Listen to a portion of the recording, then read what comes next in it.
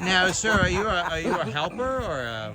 Dennis, Yeah, I spent a friend of mine, and we have the hangars pretty close together. Yeah, so we've I, made. I helped him put it all together and helped him install this and helped him with the He cowl. did the dyno and stuff, you know, Yeah. all them 130 wires. Yeah, 130 wires. well, all the pins, because it's just we didn't have the cables made. So you we made your own. We made all the Yeah. cables. Okay.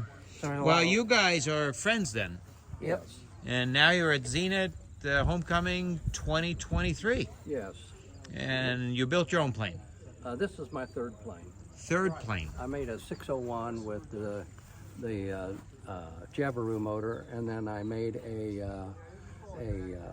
auto gyro Cavalon. It was an assist build, and it had the 914 in it. That's Still have that's it. the fancy one with the enclosed Side by cap. side, yeah. Oh yeah, It's Flying fun to egg. fly, but flying egg. Yeah. Well, let me zoom out so we can get both of you guys. And well, introduce yourself, sir. You are a customer of Viking, and I hope the experience has been good. But what is your name? Charles Wallace out of Greenfield, Indiana. And your friend? Friend Dennis Hutchinson, also from Greenfield. And I bought the plane last July from another guy that had started. It was a 2017, and he worked on it till 2020, and then he decided to sell it.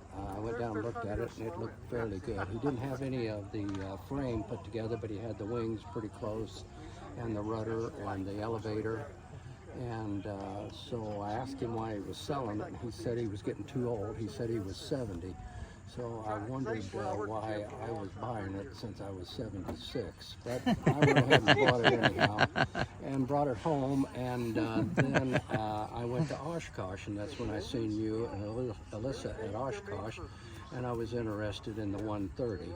And then after you guys got back home, I ordered it, and it came like in September or so. And I really enjoyed putting the motor on and hooking it all up. I liked it because it had all the pieces. You made all the pieces to hook it up, so you didn't have to be looking for pieces to hook it up, and you knew you had the right parts, which is sort of, I thought, enjoyable because you weren't, waiting for somebody to send you something.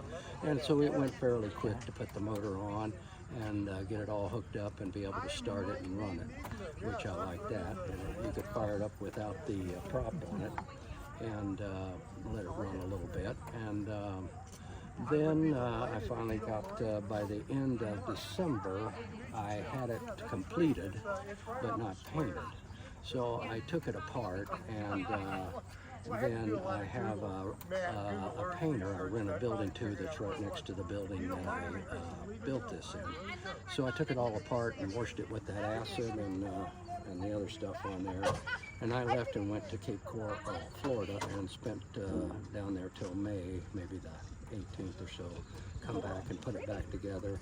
And then I had it flying July the 12th. I lucked out and got the FAA to come and inspect it, and I only spent about a week and a half with that guy. And he came and did all the paperwork and computer stuff, and I was ready to fly it. And then from July the 12th till last week, which would have been maybe something like the 12th of September, I got the 43 hours on it. So, Just in time to go to the homecoming. yeah, I was sort of hoping I would make it, and I have had a real good time with it, and it seems to fly real good. All right. I like the motor because it's pretty smooth, and it'll fly 120 miles an hour with just the regular prop. Okay. Without a variable or anything like that. Yeah. I'd Yeah. like to have that, but I just have a light sport license. Right.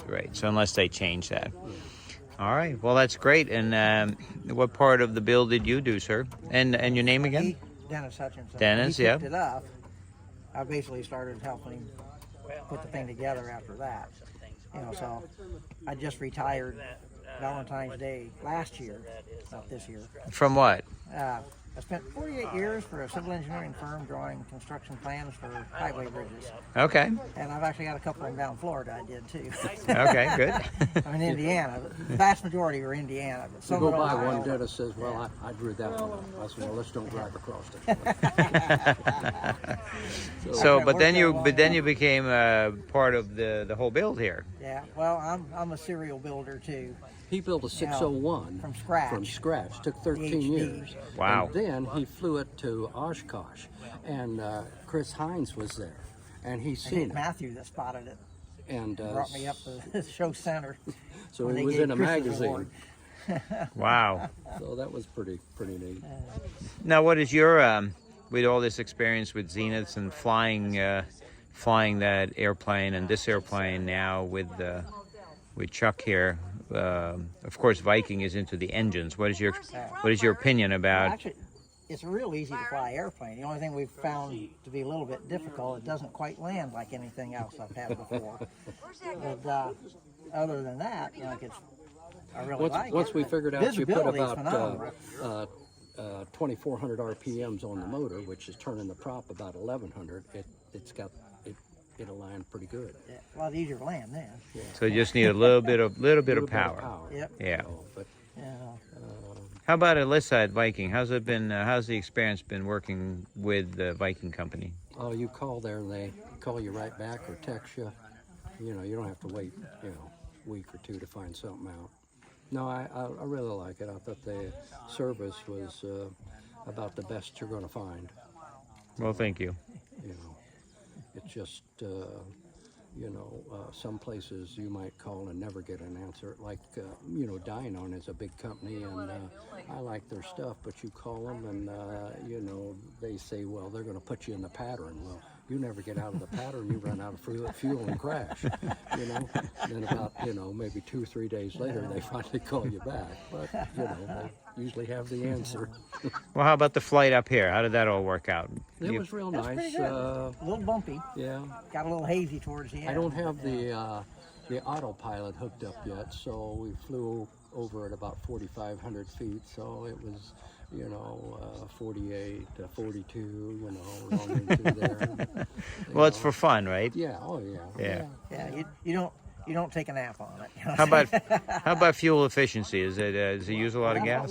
We got to figure out. Because Yeah, because my red cube is not working, but I did get both of the tanks to stay level, Okay. so they will stay level.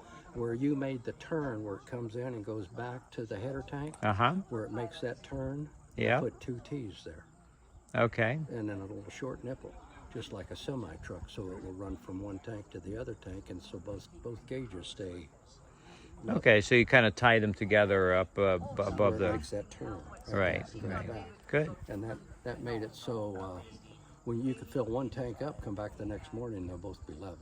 Right, because it cross feeds in the one. Yeah. Because before it would feed out of the right tank, and it wouldn't take any out of the left tank hardly at all.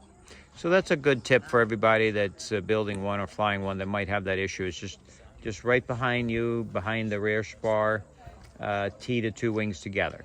2 T's right there, and Yep. a little short piece of rubber. And I hope I got those crimped together all right. You.